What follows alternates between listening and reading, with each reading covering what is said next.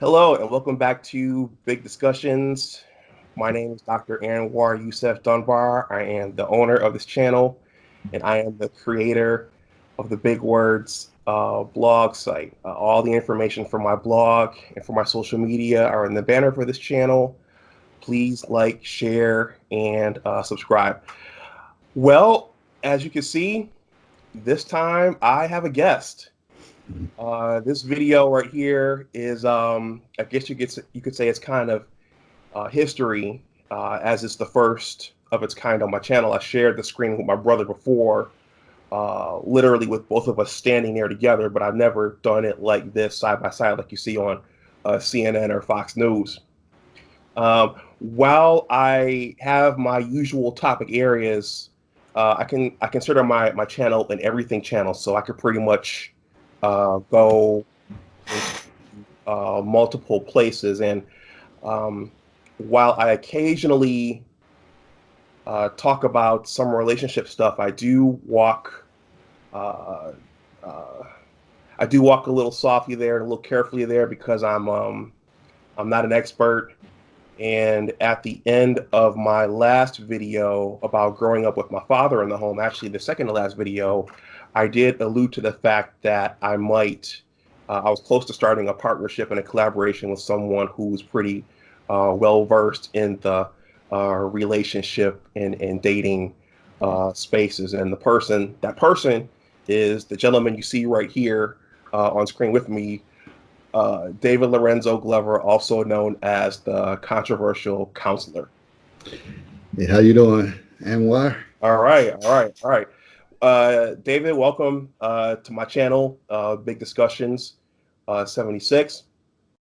I have a bunch of questions that we're going to talk about, but first, I thought it'd be cool to tell the audience or whoever watches this how we actually started collaborating and how we actually met up.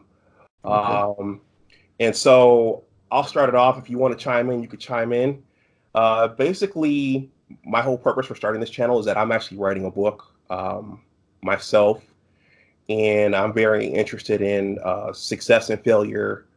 And my story or the story that I'm working on is about my high school basketball experience, which was a very formative time for me. And that experience taught me a lot about life, success, and failure. And it took place back in Section 6. And for those of you not from Western New York, uh, the New York State Public High School Athletic Association is divided up into about 11 or 12 sections. And Section 6 is the westernmost section, basically containing the counties of Erie, Niagara, Orleans, Chautauqua, Cattaraugus. And so, in the process of writing my book, I wanted to reach out to some of the top players and coaches in our area, and the top team during the late 80s and the 90s in Section 6 in Western New York was the LaSalle Explorers. And David was a player on in the LaSalle basketball dynasty. And so I interviewed Timmy Wynn, Carlos Bradbury, and the architect of the whole thing, Pat Monty. And so I can't remember after which interview you reached out to me, but at some point you DM'd me on Facebook, and we started talking, and I recognized you from Mhm. one of the pictures. There's a picture of you and Eric Gore and two other guys at the state tournament in Glens Falls. Mhm. And when you reached out to me, I saw your profile picture, and I said, "Oh, that's the kid standing next to Eric Gore in the picture." So that's kind of how me and David, you know, uh, met in this digital space. And I went up to go see one of his shows up in Baltimore, and we started talking, and then I learned that you were into the relationship and the whole dating space, and you actually have you do lives on Facebook, and you've written books and stuff like that. So we thought that it would be cool to create some synergy and collaborate and expose each other to each other's audiences and try to grow both our presences. You want to say anything, David? Yeah, that you're pretty much dead on with it. I had read a couple of Anwar articles. I think it was one. Did you do one like Jason Rowe and So I got Jason, I got Tim, I got Carlos, and I got Coach Monty. yeah, Tim and Carlos? So just reading that kind of brought back a lot of memories of those days. Now, granted, Carlos and Tim, they're younger, but the 1988 team, we're the one that kind of started. Uh, Not saying the winning ways. Like I said, always had a winning program, but we were the first team to win a state and federation championship. And although I wasn't a major contributor, not scoring wise, I was more so sort of like the captain, but not recognized, honored the captain. I was that voice in the locker room or even sometimes sitting on the bench that would kind of get on the guys. And a lot of times when Coach Monty would call a timeout, before he would, you know, give his little lecture to the guys, I would already had said it. Like, okay, I already knew what he was going to kind of say, so I would tell them kind of ahead of time, like, this is what's going on, this is what we're doing wrong. So that taught me a lot. That experience, because I actually quit in 11th grade and then came back my senior year, and I kind of regret quitting in 11th grade because I think it kind of impacted my playing time my senior year. But I felt like, you know what, I'm going to go to college anyways. I'm not a Division 1, Division 2 type player. My focus was always academics. So, but I enjoyed playing basketball. Mm-hmm. Mm-hmm. And so again, for those of you who are watching this who are not from Western New York, that was the well, in addition to St. Joe's and Buffalo Traditional had quite a few runs. LaSalle was the premier program, and so David's team, they pretty much lived the dream. They went all the way to the Final Four, and they won the state, and then they won the federation. And when I was writing up my piece on Coach Monty, I kind of looked at some of the newspaper clippings because my coach saved a bunch of the newspaper clippings, and I just kind of looked at the whole thing in its totality, and I was like, wow, that must have been an amazing ride. A quick aside, someone on that Gloversville team that you guys beat Mm-hmm. was my stepmother's son. Oh, wow. Yeah, and I Wow. remember this was in the late 1990s, but I remember when my dad started dating this particular woman, I saw something. I saw a picture of the LaSalle team. She had something from the Final Four, and I remember seeing you guys there. So it's a small world. Yeah, Gloversville, they had us on the ropes. Yikes. They Yep. had us on the ropes. Okay. And the last thing I'll say about this is that it's very impressive. Since I've been working on this project and I've done the interviews and I've Facebook friended a lot of the LaSalle guys, it's very, very impressive the way you guys are still talking basketball every day, especially Carlos and Tim, and it's you could just tell you guys are like a fraternity, and that's it's just amazing how that's been maintained over the years. Um, Yeah, I think it's been so much of who we are as men. You go into those programs playing basketball, but sometimes you leave out being men. You learn a lot of life lessons, and I think you can't. They were priceless, and you can't take those moments away. They'll always be ingrained in my heart and everything I do. Once a champion, always a champion. yeah, that's a formative stage for everybody. So, I think people who haven't competed in anything, they probably don't understand why whether you won the state tournament or you didn't, if you learned something, if you had a good coach, a coach who cared, that was a very formative time period for a lot of kids on their way to adulthood and starting careers and whatnot. Okay, so I'm sure in the future we'll talk some more about sports. Yeah, Uh, that's a given. yeah. So the other cool thing about this is that I was thinking today at work. I don't know of any other collaboration on YouTube between two Western New Yorkers. So I think we might be the first here. Um, so I want to before we jump in, I'm going to give a quick shout out here, David, and you're probably going to laugh at this, but I want to shout out Alim and Raheem Gaines. Um, as you know, I've whenever you posted some of your memes and materials, I tagged them, Yeah. and very passionate, two very passionate guys. I went to high school with them at Hutch Tech, and they actually turned me on to YouTube. So this is how those guys are how I got into this space about 3 to 4 years ago. So and Yeah. I tag them and stuff on Twitter as well. So I kind of bring them along just to see what happens. That's what you're supposed to do. They keep it interesting. They keep it Yeah. interesting. Um, okay, so let's jump in. Let's learn some more about the controversial counselor and what and how you got started and why you do what you do. So this question I didn't include on the original draft I sent you, but just talk a little bit about your background. I know you're from Niagara Falls. Yeah, So from Niagara Falls, New York. Like Anwar said, attended LaSalle, graduated from LaSalle High School in 1988, but as we say it, LaSalle. uh, yep, Carlos said. it, and then went on to Niagara University. Got my bachelor's in arts and science and social science, and I finished up in May of 1993. Worked many different jobs, like in the human service field. I was a social worker before. Worked on the psychiatric adolescent unit. Worked in drug and alcohol rehabs, detention homes. So it kind of runs the gamut. Then I got into education. My first break in that was I became an academic advisor at Bryan and Stratton College. Worked there for about 10 years. I think year 7, I decided to go back to get my master's in counseling education.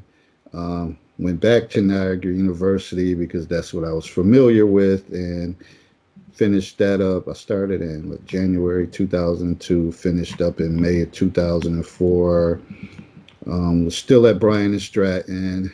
Then I got a job in the Niagara Falls School District at Niagara Street School and did 1 year as a pupil service assistant.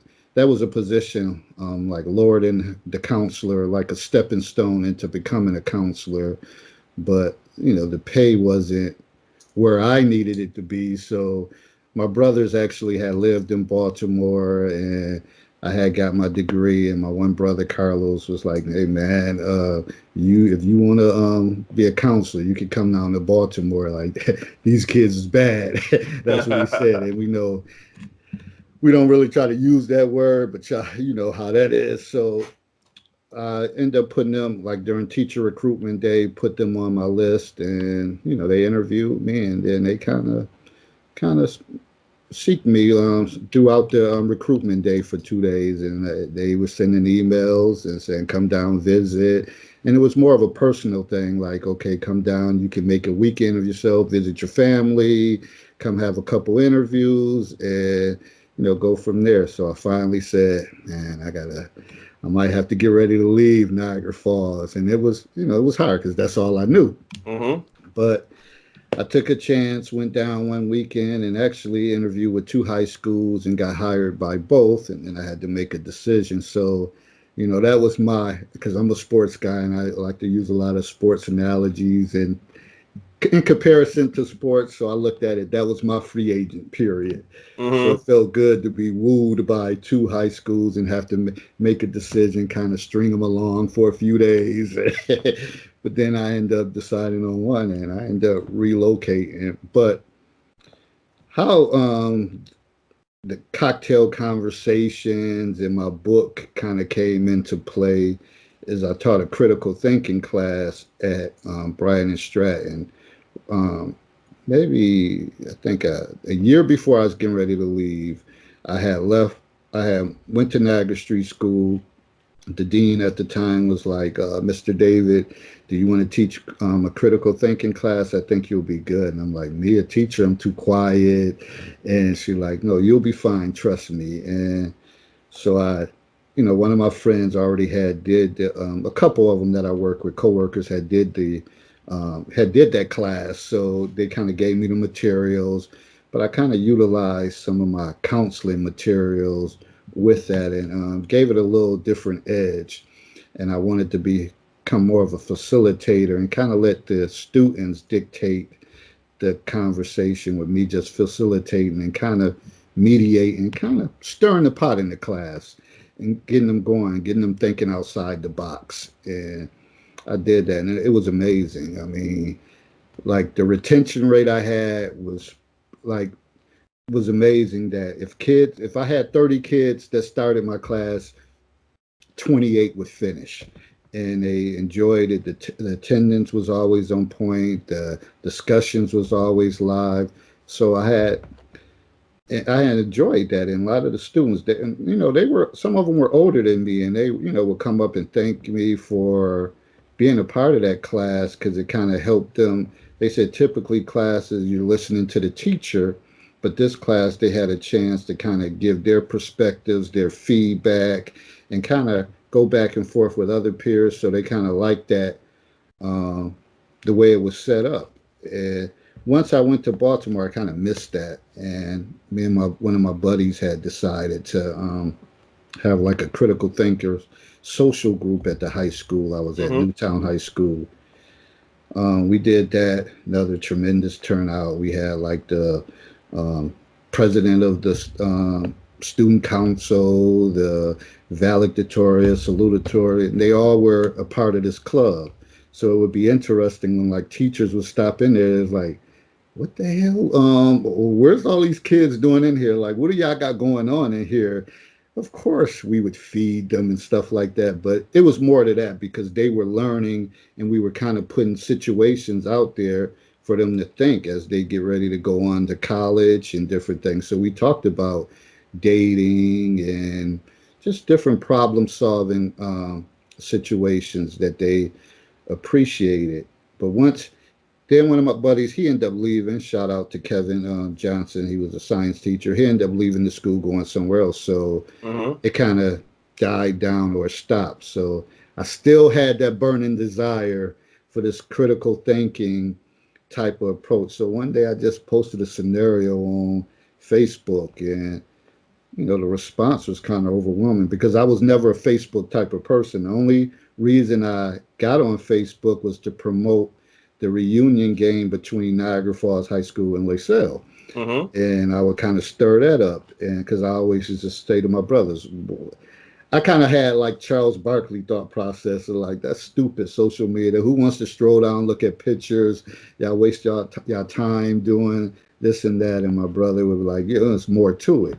So once I got into it, we had the reunion games, I kind of stayed on, and then started posting scenarios. But like I said, that first scenario, the response was like, I was like overwhelmed, like wow, like getting all these notifications, and then Mm-hmm. people inboxing me saying, man, when you gonna post your next scenario? And people said they start putting me at their favorite, waiting for stuff for me to post. So I started doing that. Then, it started being something once, twice a week. Then it ended up being like 4 or 5 times a week. And I had all this, material I was writing up because I'm old school, writing it in a notebook. Then one day my brother Carlos said, dude, where do you get all these stories from? And I always tell this story. And I was like, man, you can't make this stuff up. And he was like, why don't you write a book? So that's where that came into play because as you get older, and you probably know that, and that you kind of want to have your own brand. You Mm-hmm. want something to kind of build your legacy on. And me and my one buddy Kevin, we used to always talk about, okay, we work for Baltimore County Schools, but that can't be it. We have to have something else to kind of Yep. build a legacy or be known by. So when I thought about the book, we was like, man, cocktail conversations. And then I was like, I just can't be David Glover. Like David Glover would be who want to be Danny Glover. So I was like, I got to have something else. And then I came up with the controversial counselor because it had a nice ring. And plus, I always like to stir the pot or like push buttons. So it was kind of ideal. And I'm not your traditional middle school or high school counselor. I challenge these students. I give them real life scenarios and situations. And, they may get ain't frustrated sometimes, but they know it's all out of love and they just keep coming back for Mm-hmm. more. So that's where like the controversial counselor kind of came from because it was just fitting because that would be me who could instigate or be witty and come up with a quick response without really thinking about it. So like I said, I just like pushing the buttons, stirring the Okay. pot. Okay. And for those like watching the video, please click the like button. So that's where the controversial counselor came from. So did you just think of that one day, or it just kind of something that just kind of organically? Kind of, it was all that day. I think it was like February 19th, 2014. Like I said, my brother stopped by and we was thinking of a catchy name. And then I said cocktail conversations. And the reason why I said cocktail conversations, because back in our late sale days, we would always, like after games, we would always kind of, get together. We used to call it like a session. And Mm-hmm. we we would connect and we would kind of talk about mainly girls and different things like that. And we always made it seem like now I shouldn't be saying this, but yeah, I'm a grown man now. We may had indulged in a little some things, um, cocktails. So we would make it seem like, oh, Friday night, Saturday night, we got to have these conversations because we were so stressed out. And I'm like, now that I think about it, like we didn't have nothing going on, but it was just our way. It was like an outlet for us. Okay. Okay. Um. So we're Facebook friends, so I see all the memes and the scenarios that you post, and I've shared some things with you from Twitter because I'm on Twitter quite a bit. So in general, and this is very open ended, David, but in general, what's wrong with Black relationships today, and how have they changed from how they used to be?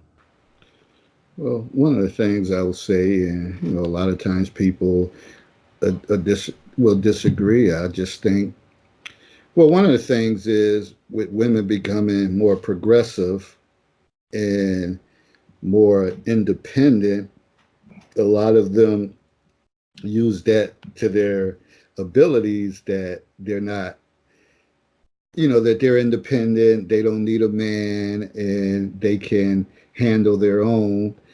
And meanwhile, it's not about independence, it's about having interdependence when you're in a relationship that Hmm. you build off of each other's strengths and weaknesses. But I guess because some of them may feel like they were held down so long that, and they might have been in prior bad relationships that once they kind of progressed and came into their own, they don't take as much nonsense as they would say. So they're more forward, more challenging. And I think that's an issue with a lot of guys that can't handle that going back and forth because even myself, what I always saw growing up, and I always think of my grandparents' relationship, that my grandfather was the breadwinner, but I knew deep down inside my grandmother kind of called the shots. She's the one who kept everything together, and it kind of worked for them. And she always used to tell me, like, sometimes you just got to let a man talk. So my grandfather would do a lot of talking, and she Hmm. would she would always say that man will make no sense whatsoever. So I always think about that now. Like sometimes these women, you just got to let a man talk. You just got to let him talk, let him get his stuff out. But I think a lot of times people, it's like a collision course with two people going back and forth, and no one's kind of backing off and saying, you know what, and that's not all, but this is just my perception. Maybe my perception is warped, but that's what I kind of see one of the major problems that that we have going on. And I think social media adds to it, because the ability to put everything out there and people can see what's going on, or people change their relationship status. They go in there and vent about their relationships, where back in the days you simply kept that stuff in house Hmm. and no one was involved in it like that. Only family. Not everybody knew what was going on in your world, and I think that's a major issue. But in today's world, you have people thinking like, "Oh,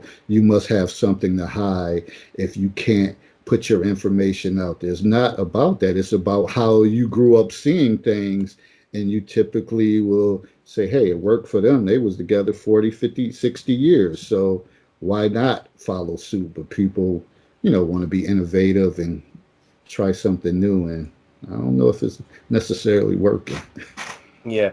Well, there's a complex mix of things going on. I'll tell you, my uncle, for Father's Day, he posted a picture of my grandmother and my grandfather and all of I guess, the black parents who lived in the Jasper Perry projects, Uh-huh. Buffalo's West Side.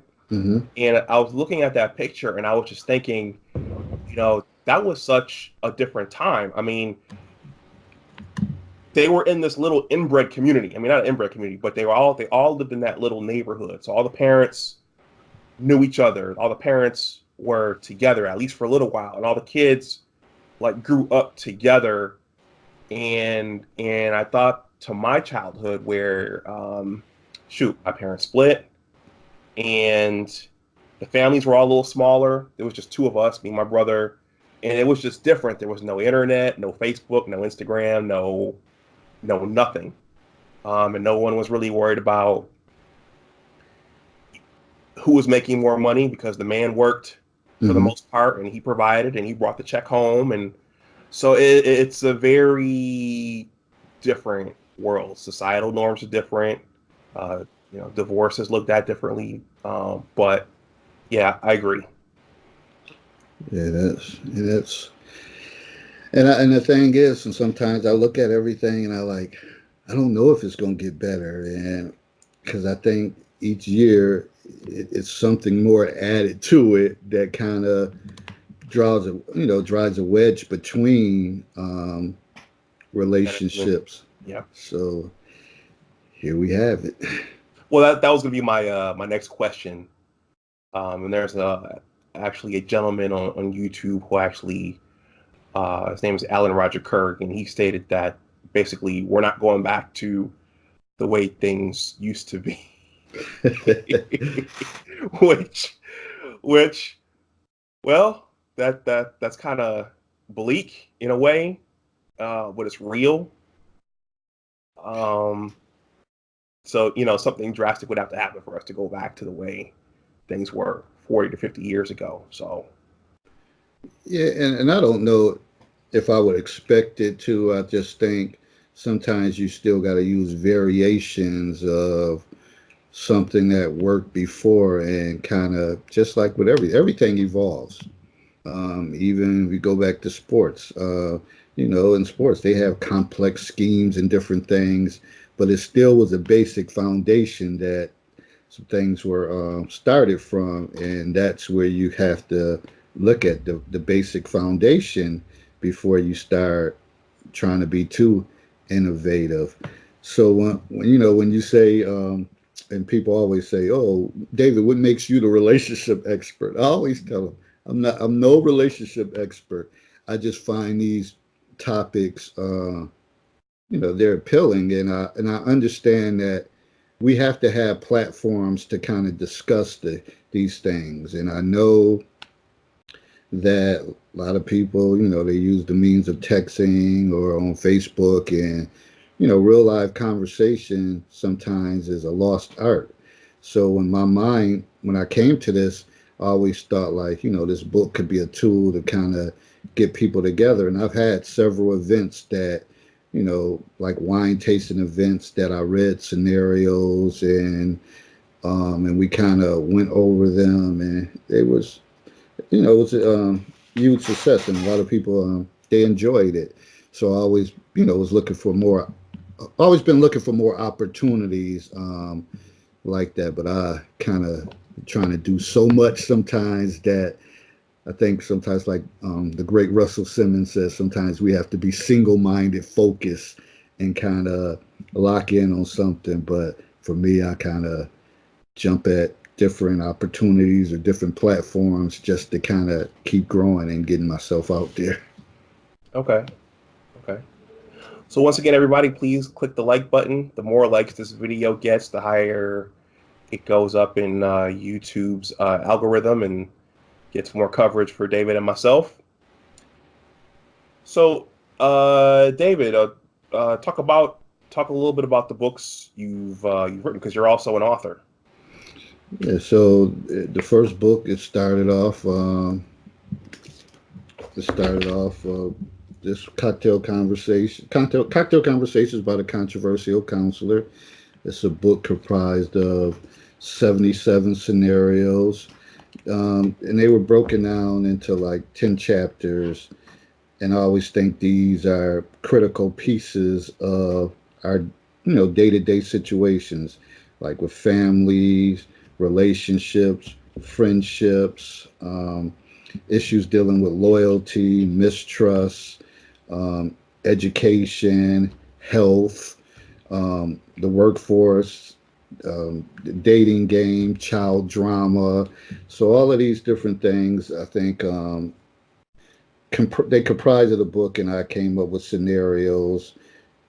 And these are real life scenarios. Some of the information was changed to kind of protect the innocent.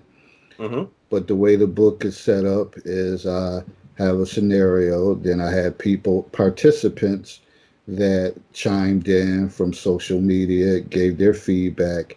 And then as the controversial counselor, I would kind of address the issue, give some background knowledge of the situation, some like outcomes and possible consequences to these scenarios. And so each scenario, that would be the case with me kind of drawing the summarizing everything in the scenario, and what I think could happen, some of the outcomes and perspectives that were addressed, and what I think could be some of the outcomes that could happen in the scenario. So it was, I think people kind of enjoyed that setup, and got a lot of participants. First it started off local, and then I joined multiple groups on social media. And I first came in, I got booted out of a lot of groups Oh, is that because, right? yeah, I got booted out a lot. And I came in kind of maybe giving them information that they never heard, because it was like different groups made up of different, ethnic groups. So they were like, who are these people? Where did this stuff happen at? But I would kind of tell them, just because you're in your bubble doesn't mean this stuff is not going on. You got to open up your mind and expand your horizons, which was interesting. It would be people that would give me the hardest time in that group, but once I got kicked out, they start requesting me as a friend because they wanted to hear more about it. And so I always like, wow, when they requested me, like, what brings you over here? And they would admit, like, I thought, the stuff that you were saying was interesting. It's just not a part of my world. So I got a lot of that based on these scenarios. And it's even people that I know went through some of the stuff that they're in denial about it. And I think when the first book came out, I made a statement that this book is going to be the most relevant book since the Bible, and that kind of really Wow. ruffled feathers. I know But it did. my thinking was not saying that it's on the level of the Bible, but I was saying that we all know that the Bible had a lot of stuff. They did a lot of stuff in the Bible. And what I was saying that this is maybe a more updated version or more urban approach to some of these situations. That any situation in this book, you probably could find something in the Bible and translate it in the biblical days, saying this scenario right here dealt with such and such in the Bible. I'm not a Bible quoter, and I had people, told me, my brother and several other people, like, David, once you learn the Bible like that, you're gonna be untouchable. I still haven't got to that point yet. There's like Hmm. when you be able to tie everything in together. So that was that book, and then I had end up getting a publicist, and she read the first book, and she thought it was going to be more of a kind of comical, like relief type book, and then she read it and she was like, David, it's a lot of some of these stuff, some deep rooted scenarios in here. Maybe you need to kind of revise it. And that's when I came up with the revised edition. And she said, because a lot of people can't handle so much thrown at them, you have to chunk it. So why don't you revise it and make it shorter? Because that, she's like, this is a book. The first one's 77 scenarios. So I kind of broke it down and took this one down, the revised edition, to maybe like 27 scenarios, but added a few more pieces to it, and kind of my journey from the first book to the second book. And so that's been it far as me on the author tip. But I do have something I'm working on now, called No Friday Foolishness, and Hmm. that's just like my typical. That started off with a middle school kids coming in on Friday, all worked up, drama filled, and I had told one of my students, like, listen, I don't do Friday foolishness. So it's Friday, it's about to be the weekend. We're gonna have some peace today. And didn't matter. She would come in there week after week, and I was like, I'm gonna start a national campaign, no Friday foolishness.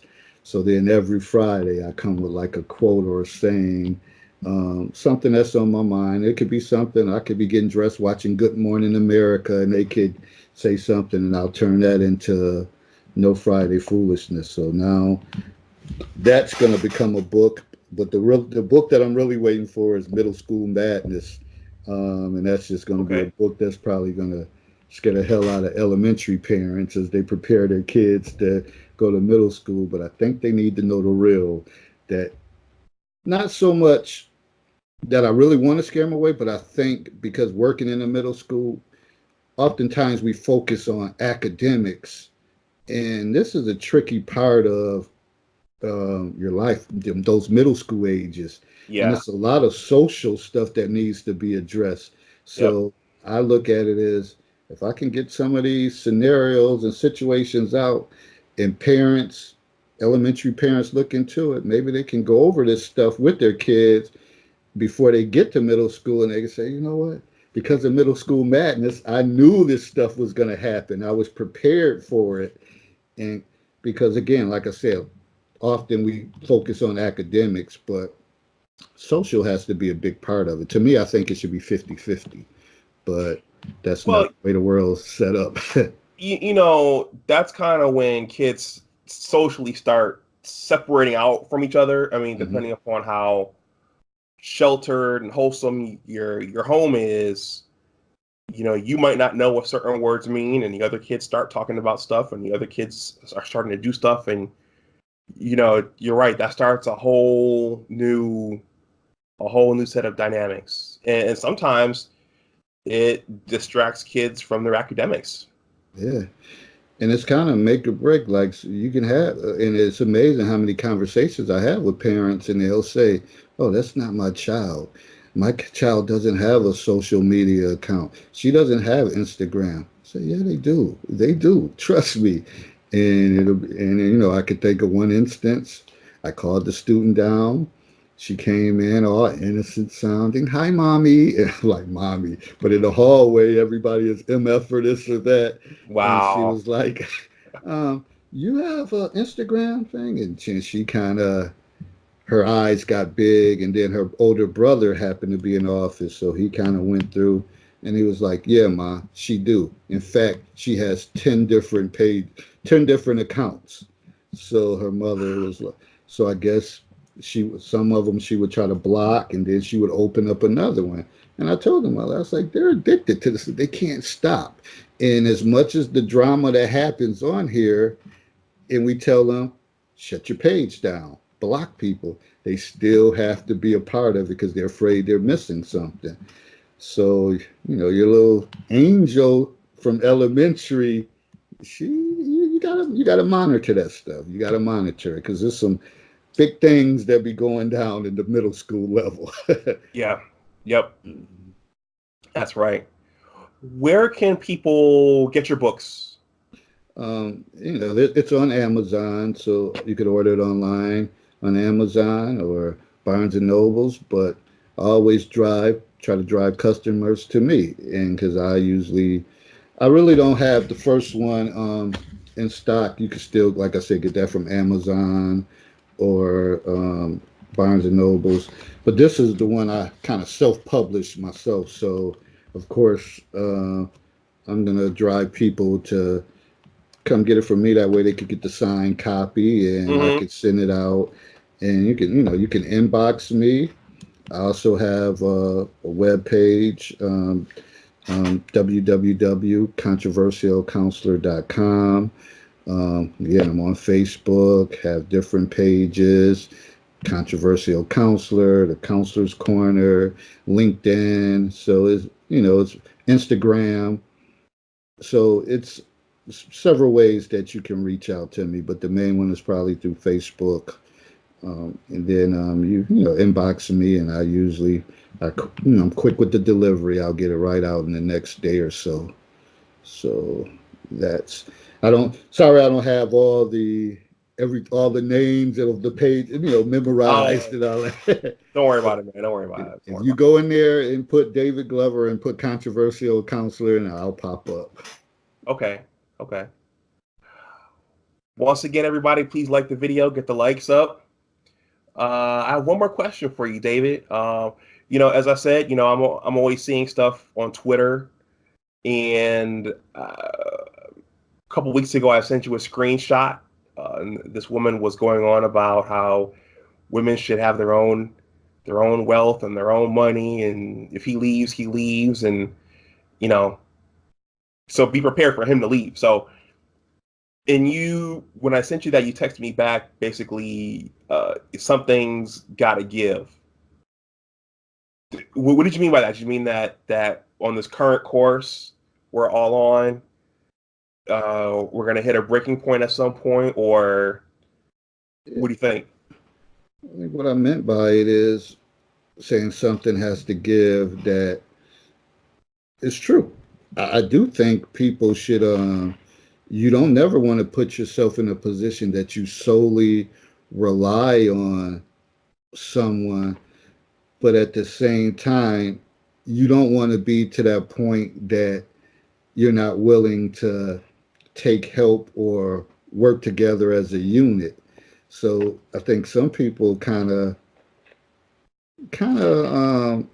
eliminate their chances by the way that they come off. And like I said earlier, that interdependent piece is critical. Of course, everybody wants to be independent, but we all know that. And if a man say, "Well, I don't need a woman for anything," I think they're lying, and vice versa. I think we both need each other, and sometimes you have to eat humble pie and say to yourself, well, I know she's better at that or he's better at that, and you just have to work together. But it can't be the point of trying to berate or put people down for their weaknesses. The ultimate goal is try to build each other up and have a cohesive unit. So that's why I kind of mean like something has to give. You got to be willing to give something to get something. So Yeah, if you don't, then you might find yourself by yourself in the long haul. I like to think of it as someone has to rebound the ball, someone has to shoot it, someone has to block for the quarterback, someone has to throw it, someone has to catch it. And you can't have, you know, I guess folks have to accept their roles, whatever those roles are. Um, and I was just thinking as you were talking, might have been Dr. Thomas Sowell. who said that, there are often unintended consequences. So things that things things that they tried to improve 20 to 30 years ago, there may be some unintended consequences that we're seeing today on numerous fronts. Yeah, those unintended consequences, those hidden in education, they say that the hidden curriculum and Uh-huh. different things like that. That there's some things that people probably were not prepared to happen, but they're happening, and it might be because of the certain ways that we respond to um, certain issues. So I think people just have to be open minded, and you kind of even you may be set in your ways, but in order to grow, sometimes you may have to you have to be uncomfortable. So you may have to give up something to and face being uncomfortable to make a change or have for betterment in the relationship, despite how hard that may be for some people to give up something that they're used to doing. Hmm. Okay. Well, David, that's all I got for this first one. Where can people find you? Your presence is pretty heavy on Facebook, right? Yeah, Facebook, like I said, it's under David Lorenzo Glover. Also, in parentheses, like controversial counselor. I do have several groups that I'm involved in. Um, Thunderous Altercations. That's a web-based show that did completed season one. Hopefully, season two will be starting in September. I got a page for that. The Hmm. Counselor's Corner. That's when I do like my Facebook Live shows on a weekly basis, bi-weekly. It depends. That's one of the things that, depending on what I have going on, and if I have a burning desire to talk about something, I'll create a show. So that's the Counselor's Corner. Then I have stuff with the Controversial Counselor. So I'm definitely all over. And like I said, LinkedIn, Instagram, David Glover 77 12, and I'm out there. I'm out there. Okay. Well, David, I have enjoyed having you on. Hopefully, this will be the first of many. Yeah, I hope And so. for your people who are looking at this, I usually talk about nerdy stuff, education, science, because I'm a scientist, money, financial literacy, and I do tell some personal stories like I did for Father's Day this last weekend. And I am working on a book project myself. So once again, please like, share, and subscribe to my channel. And if I can come over to get one of your lives at one point, David, I'd be happy to tag along. Oh, no question. And I think people would appreciate when you say that the scientist background, because we know a lot of we know that's a need for um, us blacks and especially our youth, that a lot of them they like science and they like hands-on stuff, but they don't see that too often. So it may kind of discourage them from going into those fields, but it's a big need for them. So I think with your presence and some of my people, and they have teenagers and stuff like that, that they'll be appreciative maybe to reach out to you to get some of that background knowledge to maybe help drive their sons or daughter to careers related to like STEM and stuff like that. Yeah, and I'll be making videos on that about how I got my PhD and what all went into that and the current career that I'm in and how you could take these skills and do different things. So yeah, I'm gonna plan to create a lot of content. Uh, well, David, once again, thanks a lot. We planned this. We started talking about this about a month ago, and we had to get the technical aspects worked out. We finally did it. So let's definitely do it again. Thank you for all of you who've watched this. Please share this video in your network if you think it can help someone out. And once again, as I always say, remember that your attitude determines your altitude. It's All true. right, take care. Good All right. night. Thanks, brother.